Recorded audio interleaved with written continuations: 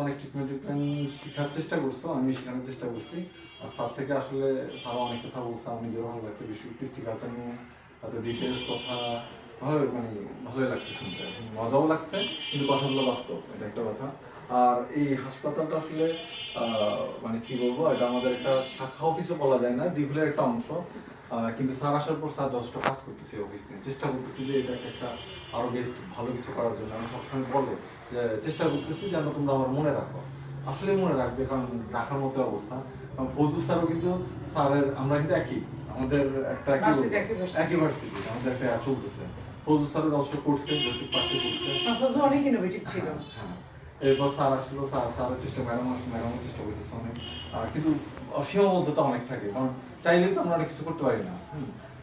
আসলে স্যার বলে যে তুমি আমার বলো না কেন, আসলে আমি বলবো কি, অনেক প্রেশারে থাকে স্যার, ম্যাডাম নিজে অনেক প্রেশারে থাকে। একটা অফিসের খরচ কিন্তু কম না, অনেক খরচ। ওই জন্য স্যারকে চেষ্টা না করি, আর না চেষ্টা করি যেন ডিস্টার্ব না করি, যে স্যার এটা লাগে ওইটা লাগে। বললে তো সারাদিনে বলতে পারি, স্যার এটা লাগতেছে, স্যার ওইটা লাগতেছে, স্যার এটা তো খরচ হচ্ছে, যে কারণে আমি স্যারকে আসলে ডিস্টার্ব করি না। আমি এদিক সেদিক থেকে চেষ্টা করি যে ম্যানেজ করতে, একেবারে না পারতে দেখা যায় স্যারকে বলি। আর মাঝে মাঝে স্যার নিজে বলে, হ্যাঁ সাদা তোমার তো এটা ঠিক করা দরকার। গেট নিয়ে স্যার আমার অনেক বলছিল যে আমার আলসিমের জন্য আসলে গেটটা হয়নি, সত্যি কথা আমি শেয়ার করি, এটা আমার আলসিমের জন্য হয়নি, কিন্তু স্যার ওটা অনেক আগ্রহ নিয়ে বলছিল।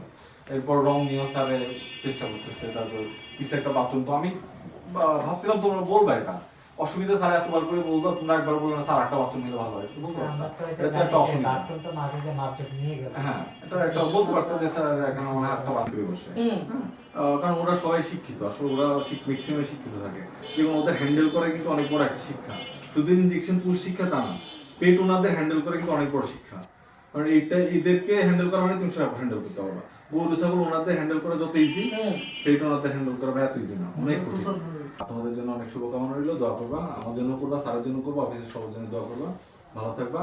আর যখন সুযোগ পাবা, মনে হবে এই অফিসের কথা, এখানে হোক ওই দিকগুলি হোক, চলে আসবে ইনশাল্লাহ। হ্যাঁ, দেখা হবে। আর আমিও তোমাকে বলতেছি যে তোমার অফিসের কোনো, যেহেতু আমার বাজেট এই দুটো অফিসের জন্য আসে, আমি করি ঠিক আছে, এই অফিস ওই অফিস, যে এখানে যা লাগে করি, চেষ্টা করি সর্বোচ্চ। কিন্তু তোমার কোনো কিছুতেই তুমি যেমন ওই অফিসের জন্য যদি আমি হ্যান্ড ওয়াশ কিনি, এই অফিসেও কেনার কথা হ্যান্ড ওয়াশ, দুই অফিসে তো আমার, দুইটাতে তো আমার কেনা উচিত।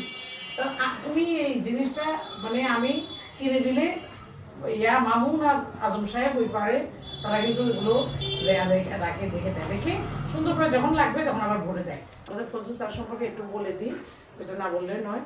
ফজলু হচ্ছে অন্য ধরনের একটা ছেলে, ইনোভেটিভ, ক্রিয়েটিভ ইয়া আছে তার, এবং সে খুব সাজানো গোছানো, এবং সে ধার্মিক ছেলে, সৎ অফিসার, যেটা সংখ্যা আমাদের খুব কম দেখা যায় এই সমাজে। সৎ মানুষ, সে সৎ মানুষ, এবং সে সব কিছু ক্রিয়েটিভ ওয়েতে সুন্দর করে গুছায় চিন্তা করে করে, ঠিক আছে। আর আমি নিজে ব্যক্তিগতভাবে দেখা যায় যে ভাঙা চুঙ্গা গেলে কোথাও রং করতে হবে, কোথায় ইয়া করতে হবে, কোথায় ঢালাই দিতে হবে, আমি এগুলো করতে করতে অভ্যস্ত।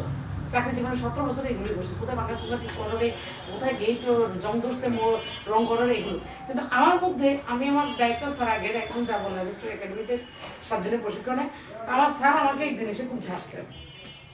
সদরের তো অতিরিক্ত দায়িত্ব ছিলাম, কিন্তু সদরে ঝাড়ছে কেন, তুমি কেন একটু এটা কি বলে আর্টিস্টিক ওয়েতে, এমন যেমন ও একটা সুন্দর ছবি লাগাইছে, এগুলো তো আর্টিস্টিক জিনিস, এটা না লাগাইলেও তো পারতো, কিন্তু এটা আর্টিস্টিক, এরকম ফজলু আর্টিস্টিক ওয়েতে চলতো। আমি কিন্তু এরকম করবো, অসুবিধা নাই, এটাই ঠিক।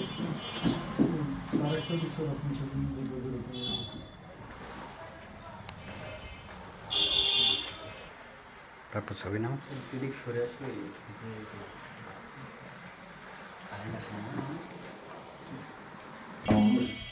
না না